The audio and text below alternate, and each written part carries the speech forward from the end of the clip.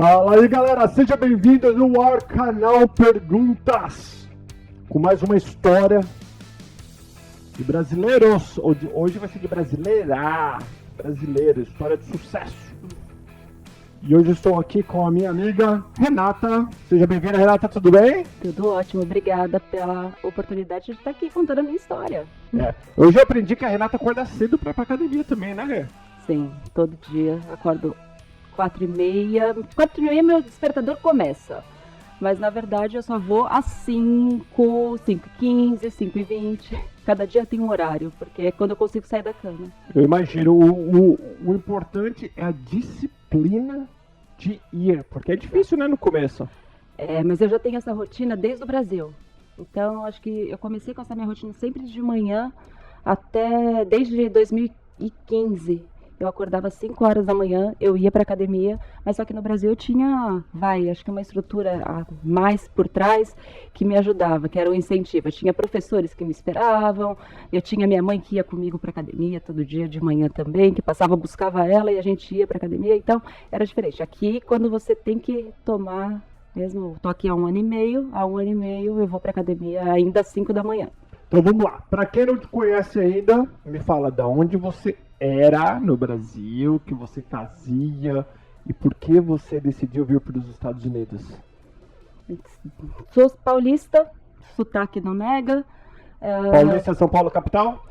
Nasci em São Paulo, capital. Nesses últimos anos eu morava em Alphaville, São Paulo. Barueri, era Santana de Parnaíba ali já. E a situação econômica do país já demandava, né? Fala isso. Ok. Isso. Eu trabalhava como diretora de recursos humanos de uma empresa, sou psicóloga e nos últimos anos no Brasil a única coisa que era o meu trabalho era fazer reestruturação de quadros de funcionário. E isso me deixava muito frustrada. Então, é claro, eu estava numa situação muito confortável. Ali você estava mantendo o meu salário para conseguir ter o luxo, pagar as contas, bancar tudo do melhor para os meus filhos e viver numa bolha, porque também a vida estava muito complicada em questão de segurança ali. Então, é por isso. Eu vivia numa bolha, meus filhos chegavam em São Paulo uma vez ou outra, olhavam os prédios e falavam, nossa, que prédio grande. Já falei, gente, eu cresci com esse e meus filhos não vão ter a oportunidade de andar na rua livremente, porque é difícil. É interessante você falar isso. Um dia eu estava num condomínio de luxo aqui em Orlando, e um calor. Eu tava com um amigo meu, que é milionário em São Paulo, e o filho dele, os vidros abertos, e o filho dele com a cabeça de fora. Eu falei, velho, sobe esse vidro. Não, Paulo, cara, lá em São Paulo o moleque anda com... Nunca tinha um ar na cara assim, por causa que lá é esses carros blindados, tudo fechado, dentro de casa, apartamento, tudo fechado. Triste, né? É muito triste. E daí foi aonde eu acabei tomando uma decisão de, eu acho que eu quero migrar, quero sair. Você conhecia aqui Orlando ou não? Orlando foi até a minha primeira escolha, Orlando, porque minha família tinha casa de vacations aqui. Então eu vim porque eu já tinha até um lugar para ficar. Eu tinha um lugar para ficar e eu tinha um carro na garagem. Então era muito mais fácil, porque eu não tinha que fazer nenhum outro tipo de investimento, até mesmo para saber se era aqui que eu ia ficar, o que eu ia fazer, me estruturar. Qual que é a idade do teu? Você tem 2 filhos, qual a idade dos filhos? Eu tenho uma menina, a Rafaela, de 10 e o Renato de 7. Aí você pegou eles e veio ou não? Não, foi um pouquinho além. Então eu tive um processo de saída de empresa, foram 6 meses que eu já tinha comunicado que eu queria sair. Então fiz toda essa parte de rollout, daí passei todos os jobs, peguei, saí. Na hora que eu saí, eu me vi perdida no Brasil, falando, o que eu vou fazer? Parti para a Itália, para fazer reconhecimento de cidadania italiana e etc. Fiquei na Itália por 1 mês e pouquinho, com os meus filhos, com a minha família toda, todo mundo aproveitou esse momento. E depois fiquei no Brasil, estruturando o que eu ia fazer aqui. Porque eu sempre trabalhei, sempre fui a provedora, então eu tinha a necessidade de chegar aqui e já ter alguma coisa meio que certa. E eu vi que não era assim. Que eu fiquei, assim, nadando por uns 4 meses. Calma, tu veio daí? Não, nadando lá. Tentando pesquisar o que eu ia fazer. E daí, até que chegou julho, eu decidi vir. E daí vim sozinha. 2017. De 2018. 18. E daí, em julho de 2018, eu tinha saído do meu emprego no início de janeiro. Uhum. E em julho, comecinho de julho, eu já parti pra cá. Você chegou a pegar a tua cidadania italiana? Peguei, Pegou? peguei. Aí tu veio, quando você veio pra cá, o que que você tinha na cabeça, assim, qual que era o plano? Ah, eu vou para os Estados Unidos e... Então, eu vim como estudante, Uhum. porque para mim, eu precisava ainda fazer um aprimoramento do meu inglês e olhando todas as oportunidades que eu tinha, que eu poderia ter de negócio. Eu sempre tive vontade de ter comércio. E então eu pensava, tá, o que que eu vou fazer em relação a comércio?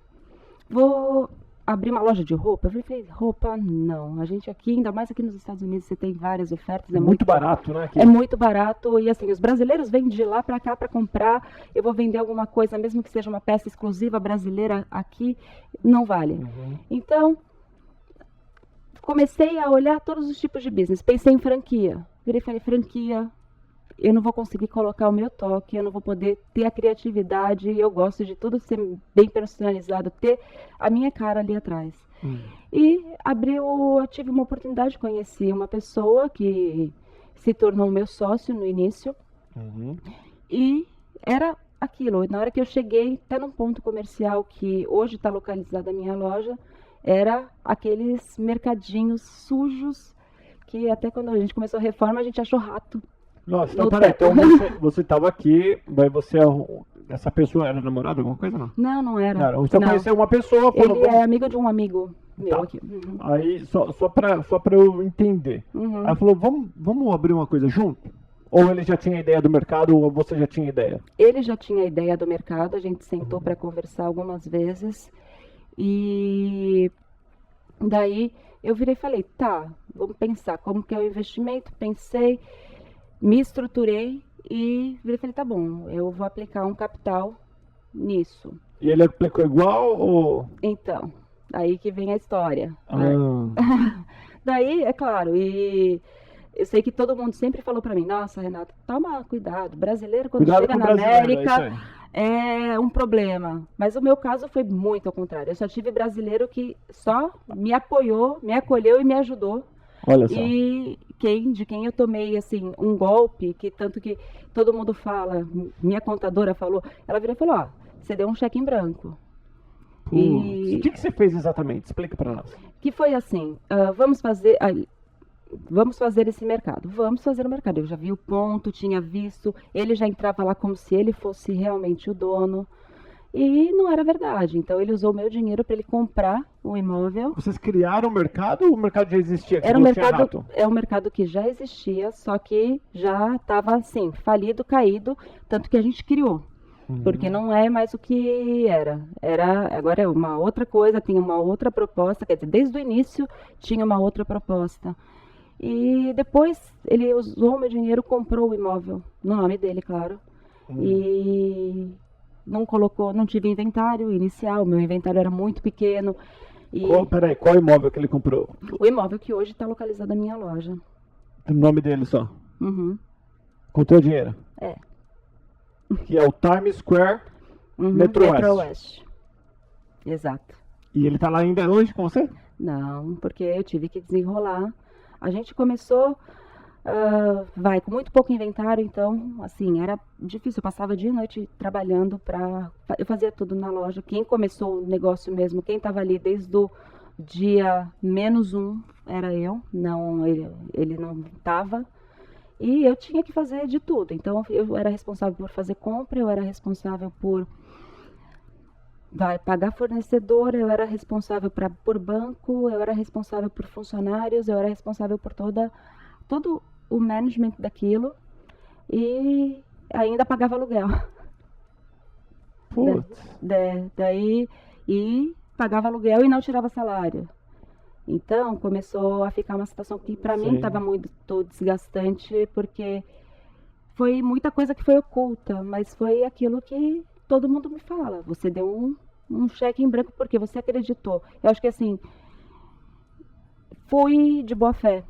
Então, eu estava ali de boa fé porque eu estava querendo fazer alguma coisa e na hora que eu cheguei naquele ponto, todo feio, todo sujo, eu virei e falei, aqui tem potencial.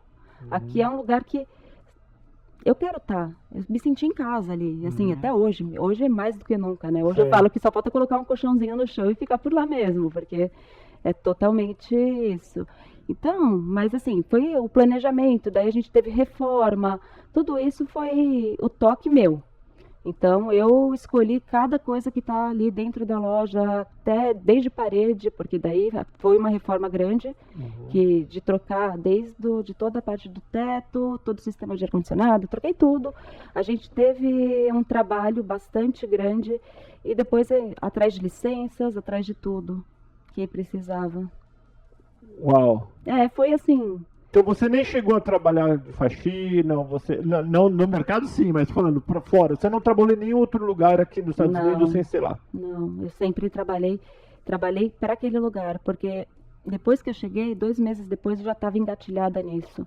E já foi no momento em que a gente começou a reforma. Então, nos meus momentos vagos, porque eu tinha escola na época, meus momentos vagos eu estava ali ou comprando azulejo para colocar na parede, comprando saco de cimento, vistoriando a obra em geral. E depois, quando a obra já estava rolando, que já tinha mais ou menos planejado quando ia abrir, fui atrás de fornecedores. E falei, tá bom, agora eu preciso de vendedores aqui. E é claro, você tem aquela dificuldade, brasileiro na América, e inicialmente o mercado não era para ser só para brasileiros. Não é, quer dizer, até hoje não é. Tanto que eu falo que eu quero, os americanos adoram aquilo, só que hoje eu tenho produtos brasileiros. Mas era uma loja de conveniência. Era uma loja de conveniência, uma vendinha. Eu não gostava de falar, não gosto, né, nem de usar a palavra conveniência, porque eu nunca quis dar aquele aspecto de 7-Eleven.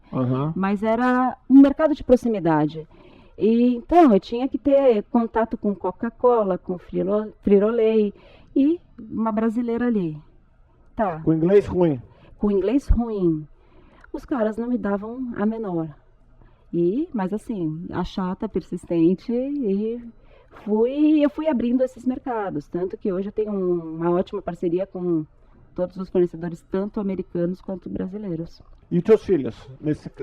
No Brasil o quê? Meus filhos, eles vieram 6 meses depois que eu vim. No começo eu ia a cada 2 semanas para o Brasil para vê-los. Eles estavam com a minha mãe, o pai deles também próximo, mas eles sempre moraram comigo, então eles continuaram ali perto com a minha mãe. E a cada 2 semanas eu pegava um avião e eu ia para passar, assim, final de semana. Eu ia às vezes numa quinta noite e eu voltava no domingo à noite e segunda-feira de manhã já estava aqui na luta. Mas na época, logo no começo, o mercado não estava dando lucro nenhum. Nada, não dava lucro nenhum. Mas eu ia raspando tudo que eu tinha, assim, da última moeda do tacho que eu tinha no Brasil, eu ia trazendo. Daí eu conseguia me manter mais ou menos. É claro, a gente fala, você chega aqui nos Estados Unidos, o padrão de vida é bem diferente do que a gente já presenciou no Brasil. Mas aqui a gente se virou, trouxe meus filhos para cá, aqui a gente tem todos aqueles benefícios, a gente tem a escola, que você não tem um custo com escola, mas a gente tem que estar junto. Então, eu trouxe eles, o mercado não estava aberto ainda, eles já vieram para cá, e a minha mãe veio para me ajudar, ela ficou aqui por 3 meses com os meus filhos. Então, ela me ajudava, porque eu virava à noite. Lá trabalhando, ajustando o inventário e tentando entender a linguagem América, porque é muito diferente do que a gente já viveu, que eu já vivi no Brasil. Qual que é a maior diferença que você vê hoje em dia, comparando o Brasil, Estados Unidos? Então, tá, vamos... Você tem 1 ano e meio aqui. Nesse 1 ano e meio, quais são as diferenças maiores, dificuldades que você vê comparando... Vamos falar de dificuldades e facilidades, Estados Unidos e Brasil. Aqui eu acho que assim, a maior facilidade é tudo muito rápido, é tudo muito pronto. Você quer abrir uma empresa, você abre uma empresa em 1 dia. É tudo muito prático, não tem aquele lenga-lenga de passar para um departamento, passar para outro, que o negócio se perdura por muito tempo. As dificuldades, principalmente para mim, foi a questão contábil. é extremamente difícil até hoje. E é diferente pra caramba. É totalmente diferente. Você tem a questão cultural, porque inicialmente, eu sempre fui recursos humanos, eu sou uma pessoa totalmente de pessoas. E nunca tive dificuldade de trabalhar com ninguém, mas no começo, colaborador, era bem difícil, é bem diferente. A forma o tipo de employment que a gente tem aqui nos Estados Unidos do que existe no Brasil. E eu tentava levar da mesma forma. Então, aquela pessoa, assim, eu sou humana, sabe? Eu sou bem humana, então eu sempre penso na família, como que estão os seus filhos, como que tá isso. Americano, não interessa se é isso ou se não é. Bateu, uma hora assim, é prático, joga a caneta. Então eu tive dificuldade bastante com a questão de funcionários iniciais na minha loja, tive dificuldades com essa questão contábil, tive dificuldades para saber quem eu procuro. Porque tinham coisas assim, alguns tipos de licença que, onde que eu vou? Com quem que eu tenho que falar? Como que eu vou fazer? E esse americano que era para estar te ajudando com tudo aí? Então, ele, claro, as principais licenças, até mais por conta de score, que ele já tinha e tudo, as principais licenças como de bebida alcoólica, ele foi, inicialmente foi no nome dele, e depois o meu era só meu fingerprint ali, principalmente parte de tabaco e bebidas e loteria, que daí ele foi, eu falo, não foi de todo ruim, mas só que o resto foi bem desgastoso. Foi bem caro essas licenças, saiu bem cara, né? Não, essas licenças foram muito caras. E daí até que eu consegui, em setembro, eu fiz a compra da parte dele. E agora eu comecei a trabalhar realmente com aquela coisa que eu acredito, porque também eu tinha muitos limitantes, porque ele queria que ficasse naquilo. E você tá bem no Metro S, você tá num ponto, pelo que você me explicou aqui, aonde não tem um mercadinho brasileiro ali, tipo, e tem bastante brasileiros. Você já pensou em transformar só em brasileiro ou colocar mais produtos brasileiros? Você pensou? Eu tenho bastante produtos brasileiros hoje em dia, no começo eu não tinha. Não penso, porque assim, meu público inicial foram os americanos. E os americanos aprenderam até a gostar das coisas brasileiras, porque uma coisa legal. Que desde o começo eu tenho na minha loja é coxinha. E eu sou daquelas que ele tá lá, então tá, vai, não conhece a coxinha, vamos fazer uma degustação de coxinha, vamos dar coxinha para eles experimentarem. Então hoje os americanos chegam lá, coxinha. Can I have a coxinha? Ok. Daí é engraçado, porque minha esposa adora coxinha também. Então, porque eles não conheciam. E eu quero, sim, manter os produtos que os americanos têm, gostam, que eles consomem dia a dia, com os produtos brasileiros e com os produtos latinos. Eu quero que seja, assim, um ponto de proximidade. Que tem um pouquinho de tudo. Que tem um pouco de tudo. Mas, é claro, meu apelo maior, hoje em dia, está sendo, sim, para o público brasileiro, porque é gostoso a gente tá de vez em quando lá, receber alguém do outro canto da cidade que volta lá de novo falando, não, aqui você tem o melhor salgado, e aqui tem o melhor ambiente, aqui a gente chega e fica em casa. Tem uma cliente lá que se tornou até amiga nossa, porque ela vai lá, ela faz um trabalho ou outro, ela passa lá todos os dias e fica 1 ou 2 horas, come uma coisa, come outra, compra alguma coisa, liga às vezes para preparar alguma coisa já para ela, que a gente tem algumas coisas assim, congeladas, comidas nossas, escondidinho, bobó, enfim. Mas peraí, tem comida? Tenho comida também. Tem pastel, essas coisas? Pastel eu não tenho porque eu não frito, eu não posso fritar.